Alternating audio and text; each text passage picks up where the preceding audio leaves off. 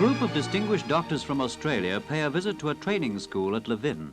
Dr. Cummings, Sir Edward Ford and Professor Trethewin have made a special trip to study the advances the New Zealand Health Department is making in the treatment of the intellectually handicapped. Dr. Mowat and Mr. Graham answer questions on their training methods, and they take the visitors into the school where pupils who show any aptitude for learning are given the chance to add to their knowledge. The rooms look very much like classrooms anywhere, but these teachers are specialists and every child is given individual attention.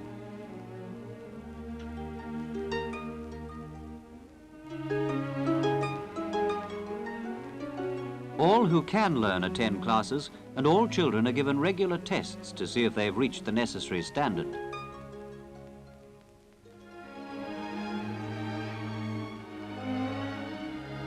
The younger ones try placing wooden blocks in patterned frames, while those who are more capable try their hand at matching colours. The exercises are simple yet progressive, and following these comes the word and picture association. This boy is 13 years old. 10 years ago, such cases would have been considered hopeless, but now there's a chance for him. Perhaps in another year he'll be ready for some classroom work. For many others, though, classroom skills will never be mastered, and the training school is well equipped to cater for their needs. There are large occupational therapy rooms, and weaving on the looms gives a real sense of accomplishment. This young lad is completely deaf and dumb.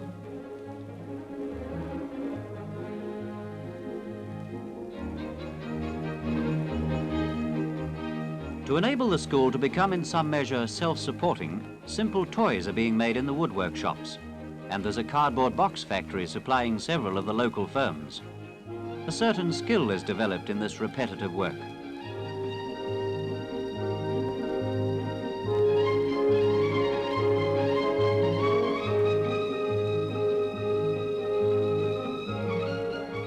Each year, a small number can be placed in local industry. This is where the training school is breaking new ground.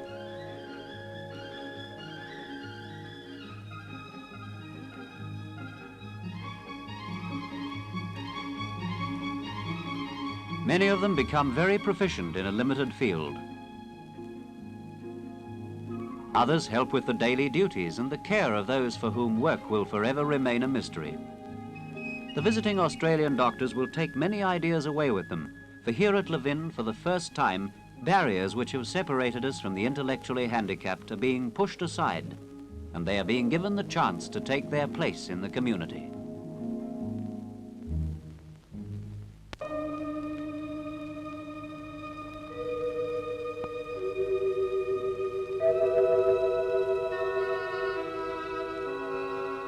Once upon a time, at the dead of night, a Maori myth says, fairy folk began to build a causeway across the Waitemata. But before they'd finished, the sun came up and melted the people away. Now there's just a reef of rock straggling out near Point Chevalier to mark the first attempt to bridge the Auckland Harbour. The second try was more successful, and an arch of steel completed in 1959 rises impressively over the water. This £7 million project has turned out to be a greater success than was ever imagined. Already a pilot has flown under it before anyone could stop him. A sheep has trotted over it before anyone could catch it, and 50,000 people a day pass over it legitimately in motor vehicles. Ceaselessly, traffic flows down towards the toll plaza on the northern side, where the 4 lanes fan out to 10. Here the tolls, which will pay for the bridge in only 50 years, are collected. Overlooking the plaza is the headquarters of the Bridge Authority, dedicated to giving users efficient, courteous service. Here, a new shift is going on duty. With his own key, an officer collects his box of change from the outside wall of the counting house. These men in their smart olive grey deal with about 16,000 drivers a day, and through it all are almost unbelievably patient. As a new officer turns his key in his booth, a set of opening totals is printed automatically in a steel cabinet bearing his lane number in the administration building. And from this second on, all traffic passing through the lane will be recorded here. Good morning, thank you. Tolls collected are not rung up on a cash register, but instead a lever corresponding to one of the toll rates is pressed. This clicks itself up over in the main building as the switch is operated on the plaza. Also, as the switch is pressed, a visual receipt for the driver flashes up on the side of the booth and is cancelled out again by the vehicle itself as it passes through the gate. The officer's switch also illuminates a classification code above the toll lane, which can be seen and checked with the emerging vehicle by the supervisor in the main traffic control room. Many believe that the wire in the centre of the lane is a counting device. It's actually there to earth static electricity the vehicles pick up, but without it, both motorist and the officer can literally get a nasty shock when their fingers meet. However, all vehicles are tallied. Pads count the number of axles that pass over them. And these counts are also clicked up in the cabinets. Good morning. Thank you. Thank you. Thank you. Good morning, sir. Good morning. Thank you. Tolls vary from 2 shillings for a car and half a crown for a bus to 17 and 6 for a 4-axle truck and trailer. Thank you. Thank you. Thank you. The last car in the shift slides through lane 8. The officer collects his cash, removes his key. The equipment dies, and over on the second floor, the closing totals are printed and moved down to be checked. The cash is placed in a deposit box in the wall and will be taken out in the counting house on the other side.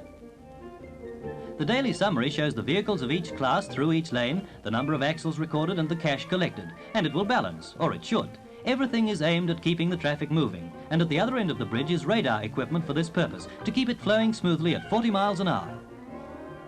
To maintain accuracy, a fork tuned to give an exact reading of 65 miles per hour is used as a norm. If the apparatus responds accurately to this, it's ready to draw a picture of speed. The vehicles are picked up and a pen draws their speeds on a graph. The periods when speeds are sluggish or too high become evident, and action can be taken to level them out.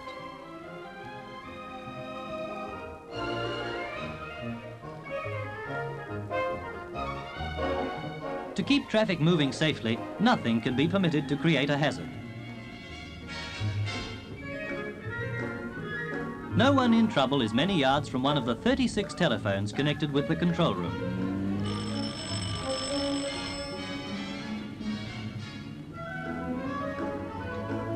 Whatever the difficulty, help is immediate and courteous.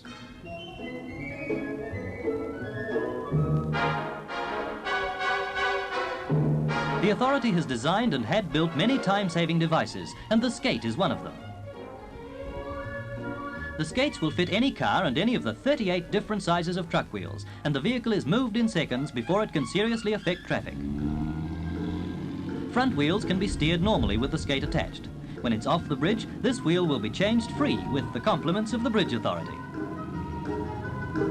Calls received are continuous. So far, there have been over 1,000 punctures on the bridge. Believe it or not, 1,600 people have run out of petrol, and 2,600 have had breakdowns of one kind or another. If air is needed in a hurry, the vans carry it, compressed, and can give a troubled motorist a shot in the tyre at a moment's notice. If the vehicle in trouble is mobile, it's gently but swiftly dealt with. And a hydraulic hoist they've designed will whip a car or truck off to safety smartly.